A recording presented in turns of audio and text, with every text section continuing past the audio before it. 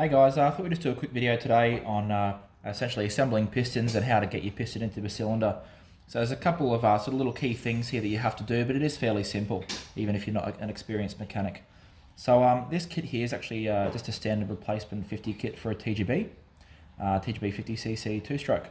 So first of all, you're putting your rings on your piston. So your first thing you need to do is locate the ringlets, and they're normally offset pretty much on any cylinder, whether it's two-stroke or four-stroke. A lot of four-strokes don't even have the ringlets. So first thing you're going to do, have a look at your rings. Some rings are slightly wedge-shaped, and sometimes one particular ring needs to go on the top and one particular ring needs to go on the bottom. So you'll see on these particular rings, you may or may not be able to see, but there's a tiny little marking just there on both rings. So in most cases, the marking goes towards the top. So you're going to find your ringlet. Depending on the piston, on a 70cc piston or 100cc, if you've got a two-stroke 100, it's often a little bit easier to get the ring on there because it's just bigger, so it has more stretch in it. But on a 50cc piston, you just need to take your time and be gentle and not overstretch the ring and break it. So you find your ringlet and gently stretch the ring around the piston. So there's a couple ways you can do this. If you haven't done it before, you can try and get one ring onto the top slot first, and then move that ring from the top to the bottom slot to get the bottom one done first. I don't like doing this because you have to generally pick the ring out from the end of the ring, and there's a high potential of damaging it there if you're not using really good tools.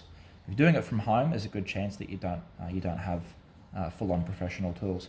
So I like to go straight for the bottom slot. So the idea here is just being gentle and careful and working the ring around the piston. There we go. On. So the second ring is usually far easier. There's our ringlet offset from the first one with our marking towards the top. And there we go, there it is. So your rings should feel really nice and free. They should sit in the slot really nicely, which this one does. If they're not sitting in the slot nicely, you may have a piston with different thickness rings on the top and bottom, and you just need to swap them over. You may have them in upside down as well, because they can, as I said, be slightly wedged shaped, so they need to go in a particular way. But like I said, generally, a little marking on the ring goes towards the top. Circlips. So before you're going to go ahead and put this piston in the cylinder, the easiest way to do it once it's in the bike is to already have put one circlip in the piston. Now, generally, when you're putting the cylinder in the bike, if the front of the bike is this way, the rear of the bike is that way, the cylinder's going like this.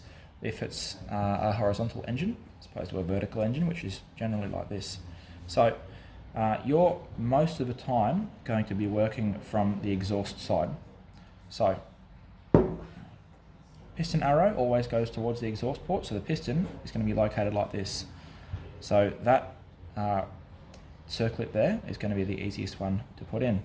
So what we're going to do, we're going to go ahead and install this circlip first, so that when we get in there and you're working in a small confined space with working inside the scooter, you're only having to put one circlip in. So these circlips here, they're like a little E-circlip.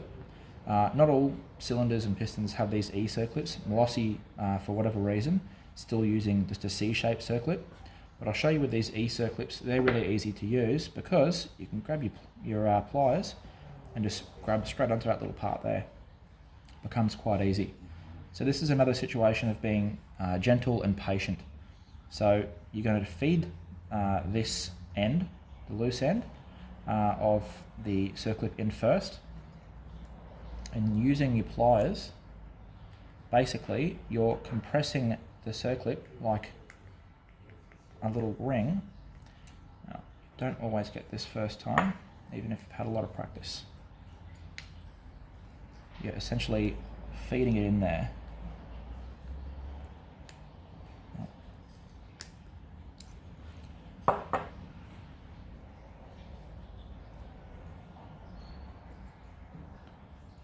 Now, if these are nice and tight, 5 hours later.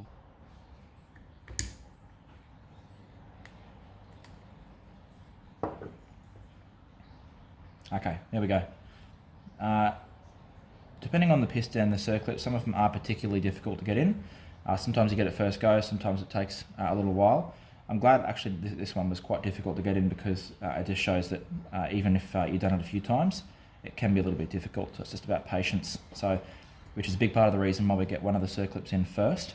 So we're not having to do that with the additional difficulty of working in a really small space where you don't have the access that you would normally like to have. Okay, so next thing we're going to do, we're going to go ahead and slide the piston into the cylinder, so that when we slide the cylinder onto the engine pins, the piston locates in a position that's going to be easy for us to locate the gudgeon pin slot with the crank and slide the gudgeon pin through the little end bearing on the eye of the crank. So we need to go ahead and find the ringlet for each ring, just along the piston there. There's that one. And on the top one, usually offset, it's going to be over here. There it is. So you're going to compress the ring over the ringlet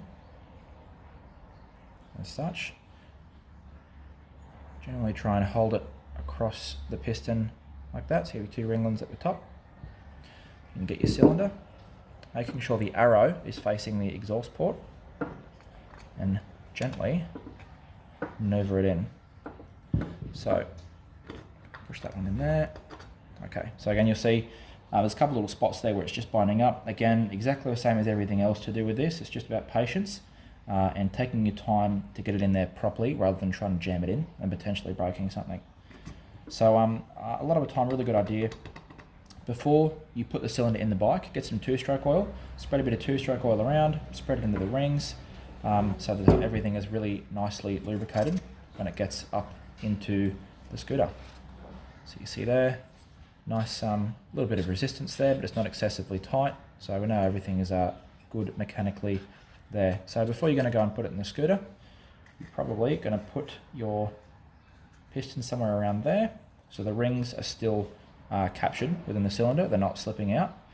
And you can essentially line these 4 holes up with the engine stud pins and slide the cylinder down onto the engine. And that way you can have your conrod coming up through here with the eye of the crank, and you can locate your gudgeon pin. Again, just being careful the little end bearing doesn't fall out, and locate the gudgeon pin through and install your second circlip. Then you're just about ready to slide your cylinder on and bolt everything up.